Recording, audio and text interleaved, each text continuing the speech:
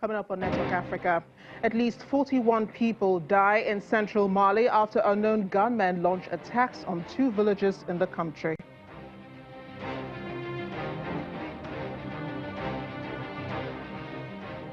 The United Nations says the number of people displaced by conflict around the world has reached more than 70 million.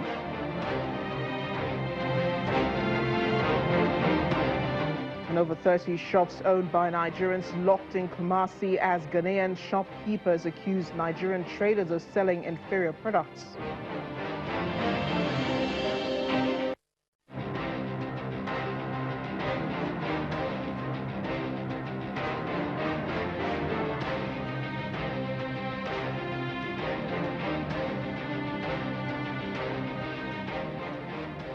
Hello, welcome to the program. I am Amarachi Ubani. We begin today in Mali, where attacks on 2 villages in the central part of the country have left at least 41 people dead. The victims are reportedly mostly from Dogon ethnic group. Monday's attacks on Ganganfani and Yoro villages appear to be the latest round of violence in a series of ethnic clashes. Earlier this month, 35 people died when the Dogon village of Sombameda was targeted. In March, more than 130 Fulani people were killed in an attack on a village, also in central Mali, by armed men wearing traditional Dogon hunters' clothing.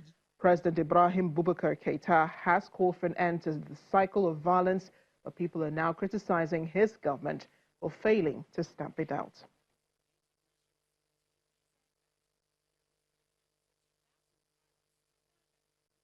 We have security experts Chidi Warner on Skype right now to analyze the situation for us. He's in London. Mr. Warner, thank you for joining us on Network Africa. Just last week, though, we had the massacre at Dogon village of Sobamida, where 35 people were killed, and now fresh attacks in Gaganfani and Yoro villages, 41 people dead. Who's responsible for continuing the cycle of violence? What do you think is going on? So, good afternoon, and thank you for having me on. I think it's very difficult to apportion blame directly. There were so many different actors and different factors in this. So, I mean, the biggest factor that you would look at is the breakdown in governance. So, Mali in of itself has been a fairly fragile state for a while. This was even predating the Islamic insurgency and the overrunning of the north. It's been very fragile, and it's had quite poor governance across wide swathes of territory. Now, when you look at the end of the French intervention and the fall of Libya and all of these factors, it hasn't helped, with the Malian government being particularly weak and being, very southern orientated. So this lack of governance and this lack of law and order has, in essence, allowed a vacuum to form in which different actors have stepped in. The most important being, the radicalization of the Fulani in that area, which has led to this conflict with the Dogon going from being just, something that could be maybe dealt with through mediation to turning into violence, and not just violence, it's now tit for tat, reciprocal violence. I don't know about you, but I get the sense that there is chaos brewing in Mali. An entire government resigned in April following an upsurge of violence in the country. The president is promising he will disarm the militia, but he's barely done enough or even made a step. So there must be a way out of the crisis. What do you think is a probable solution at this point? Yes, I wouldn't say I would say that they are in a very chaotic state now because this crisis has taken on a life of its own.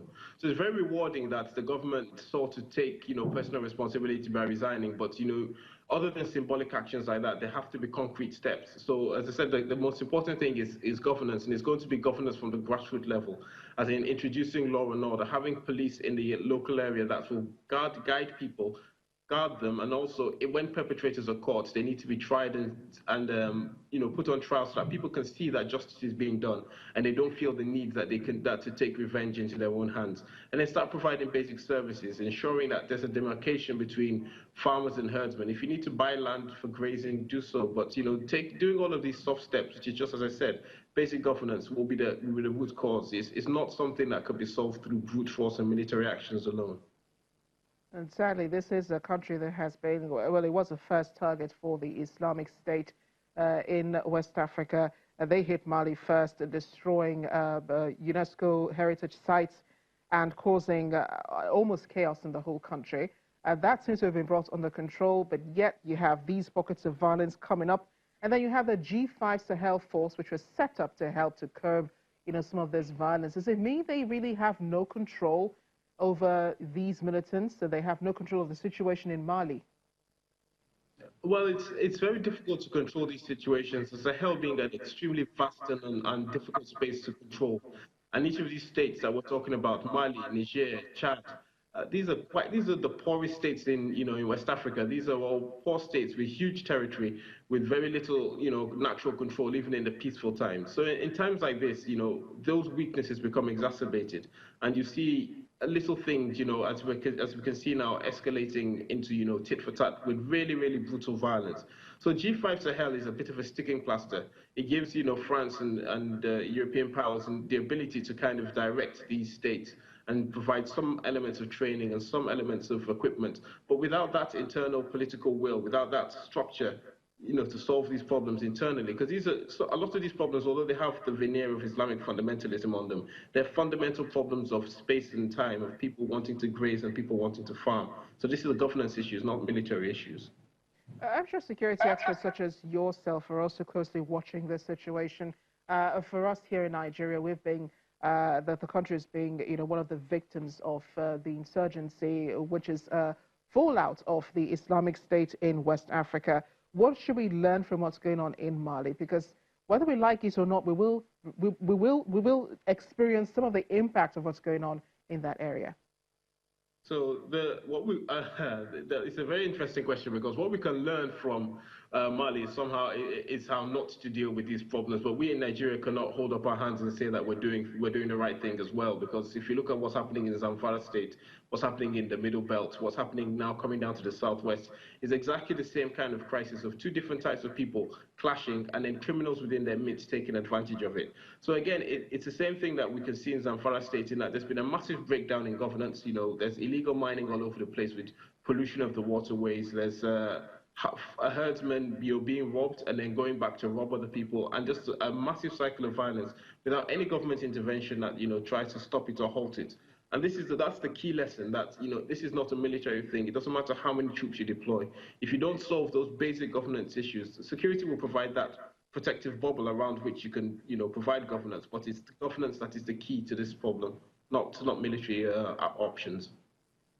Mr. Chilinwonu, thank you again for speaking with us on Network Africa. Thank you for having me.